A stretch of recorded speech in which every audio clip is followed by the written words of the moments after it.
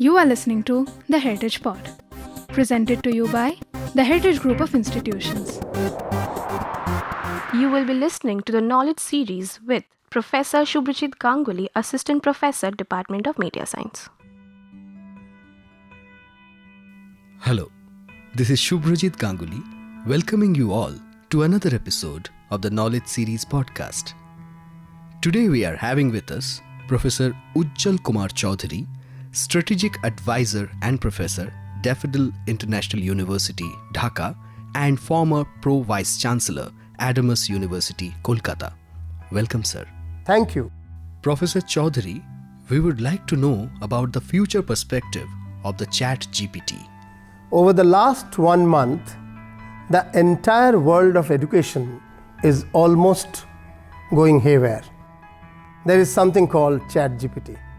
So you have a conversational open artificial intelligence chat bot which can answer every question that you ask, write essays for you, give answers to a question that would normally come in an exam, even at times write songs and poems for you.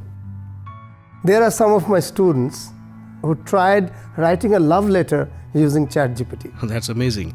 There is a fear that professors and teachers will go out of their business. Is this really going to happen? Let me add to that.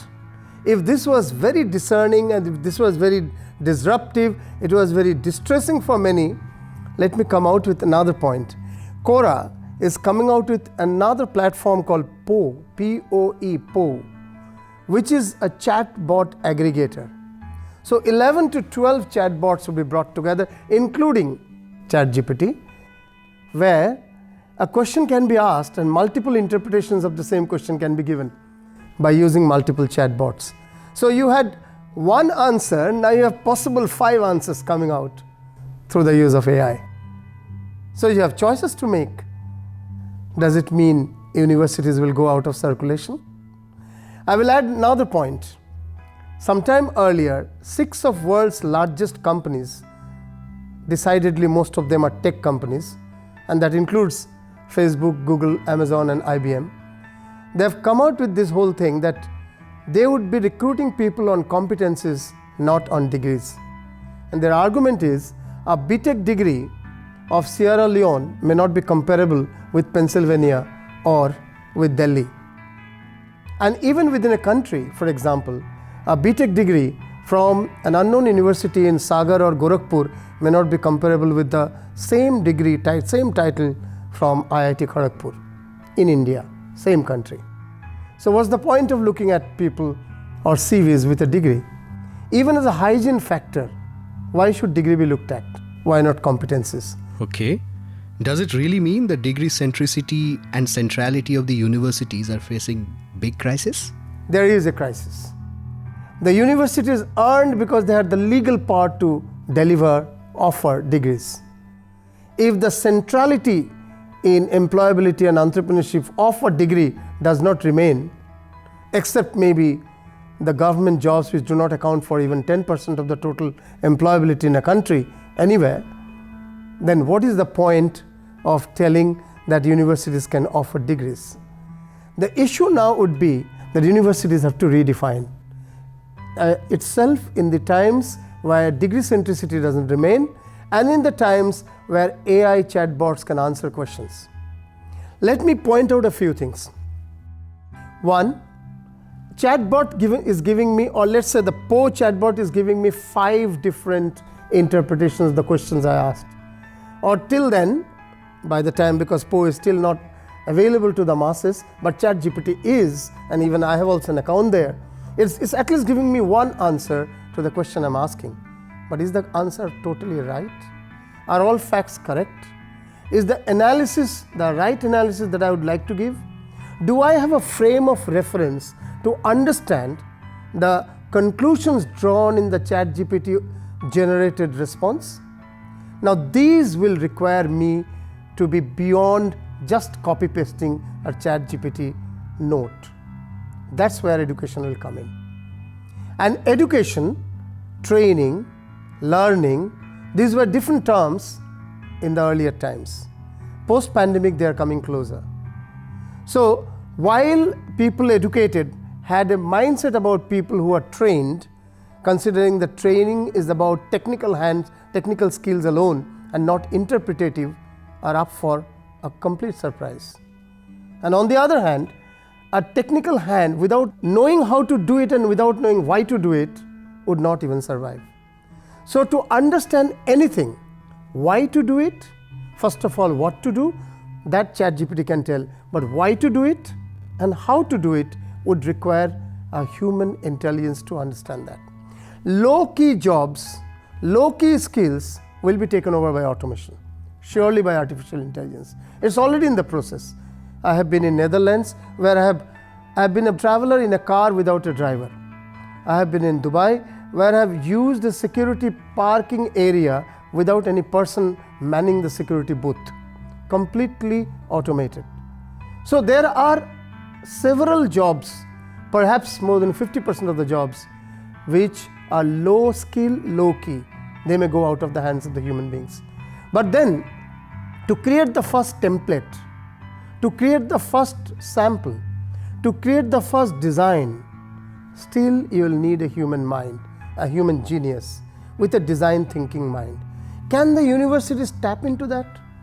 Today universities are actually training people in repetitive jobs, in things which are very easily replicable, and hence the skills that they bring need not be always futuristic.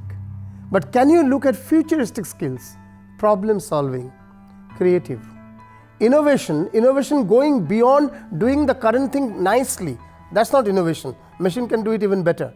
Innovation is disruptive, doing the same thing with a different set of resources, different timeline, different money and different approach. Can such things be done by artificial intelligence? Perhaps in future, but not at this point of time. So universities which are looking at analysis, application, customization, ideas which are disruptive still have some role to be done. Unfortunately, our mass education, while we educate a large number of people at the same time, cannot get into individual one-on-one mentoring. But times have come. Teaching is dead, long live the mentor. Student is dead, long live active learning. So LMS driven blended education, which seamlessly blends what we learn individually at my own time, at my own place, at my own pace, and then what we learn digitally live or physically live, then what we learn experientially by doing, seamlessly integrating such a learning and evaluating each of these components independently, not merely mugged up knowledge. That sort of an education will still survive and flourish. So can we have a university that looks at flipped class learning, that looks at blended learning, that looks at multi-assessment and not just exam-based written assessment, that looks at comprehensive excellence, not just academic knowledge, but leadership skills as well, but understanding of digital technologies and making use of that as well? So I would request all educationists, cease to be educationists, become education enablers. Educational enablers do not give the answers, do not necessarily tell what is right and wrong. They tell these are the options possible. These are the ways and means you can think of. What you finally think of is your concern. Long back during European Renaissance, Italian scholar Carlyle had told, ask people to think, don't tell what to think. This is the time we have come where we should not be telling formulae or processes. Let people discover. So in the ultimate analysis, technology is great.